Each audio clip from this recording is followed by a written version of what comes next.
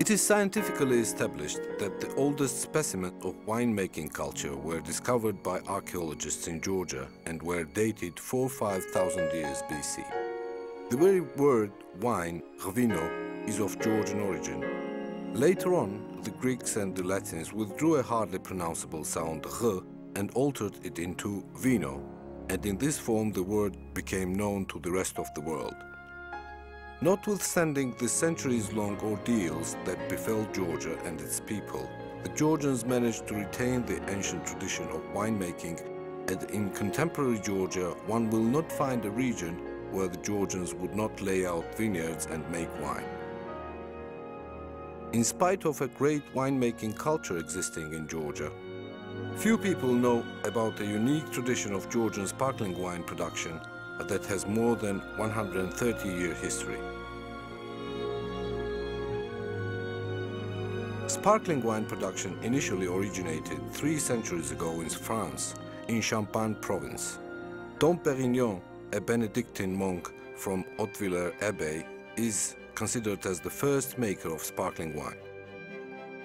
It is known that the monk, owing to his inquisitiveness and indefatigable ingenuity, for the first time managed to make a naturally carbonated wine by means of still white wine and yeast synthesis.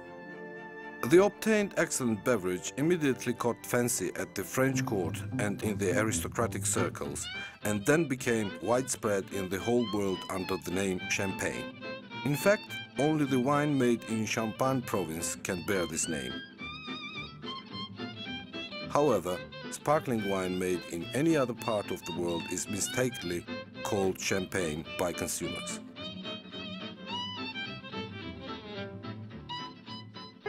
In those days, mastering of production of a new kind of wine in Georgia, the cradle land of wine, was just a matter of time. Looking back, it can be said that the Georgians would have inevitably left their unique trace in sparkling wine production.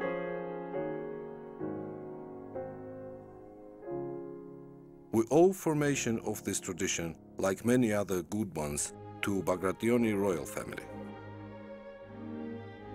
Ivane Bagrationi Muhraneli was born in 1812, just the year when his great-uncle Petre Bagrationi, who had the rank of infantry general and was nicknamed the God of Army by the Russians for his bravery, defeated Napoleon.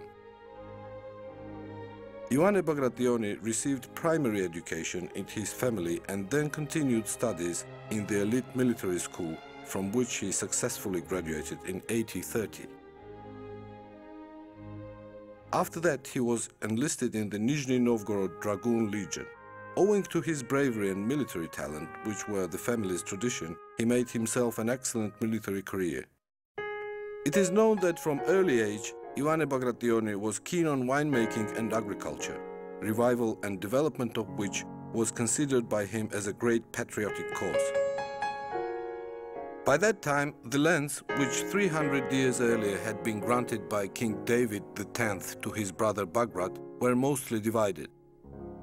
Ivane Bagrationi started to buy out and unite them. He gradually recovered historical lands of Muhrani princes and set up a large farmstead, the main specialization of which was viticulture. In 1881, Ivane Bagrationi Muhraneli, at his own request, was transferred to the reserve and directed all his efforts towards agriculture. According to the retained data, in 1884, the income of this farmstead made up 224,700 rubles. In 1886, about 50,000 pails of wine were stored in its cellars. The farmstead had vineyards in Tbilisi, Gori and Dusheti districts, in Zedganidze manor, as well as in such villages as Muhrani, Dampalo, Zalisi, Kurisubani, Sapurtsle, Chongilari, Okami, Nakulbakeri, Tigomi, Vedzisi, Nichbisi and Khandaki. The main wine storages were in Muhrani and Tigomi. In the palace built in Muhrani, there was a winery and a cellar where about 100,000 pails of wine could be stored. The first section of the cellar contained 10 pitchers in which wine was produced by the Georgian method. while in the remaining 3 sections there were devices being necessary for production of wine in accordance with the European method, such as wine purification appliances, touch filters, etc.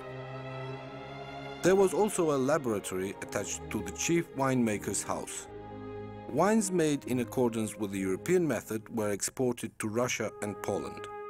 It is known that all over the world sparkling wine is mainly produced of 4 European sorts of grapes. These are Chardonnay, Pinot, Aligoté and Riesling. With the purpose of sparkling wine production, Ioane Bagrationi decided to select Georgian grape varieties having appropriate acidity. He made a choice in favor of 2 sorts from eastern Georgia and 2 from western Georgia. These are respectively Chinebuli and Goruli Mtsoane, Tsitska and Tsolikauri.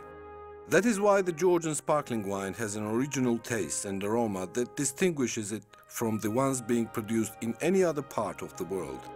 Such originality is a result of Ioane Bagrationi's selection talent. At Moscow International Exhibition held in 1882, Mukhraneli's sparkling wine was awarded the highest prize, the national emblem. In 1890s, the farmstead was the largest in the Caucasus in terms of production of still and sparkling wines. Ioane Bagrationi Mukhraneli died in 1895. He is buried in Sveti Tshoveli.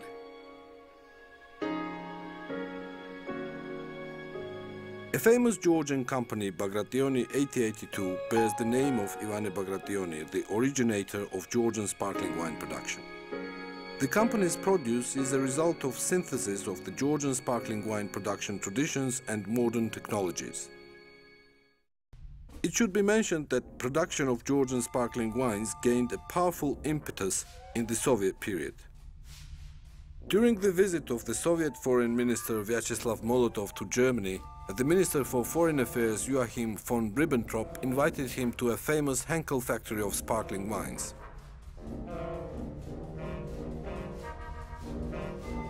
The factory made a deep impression on Molotov, and upon his return he told Joseph Stalin about it.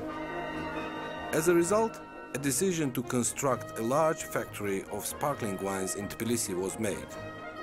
The construction of the so-called Tbilisi factory of champagne wines was completed in 1937, after which a large-scale production of the Georgian sparkling wine was launched. The production reached its peak in 1980s. By that time, the factory produced 24 million bottles a year, of which 3 million were produced by the traditional bottle fermentation method and 21 million by the Charmat or tank fermentation method.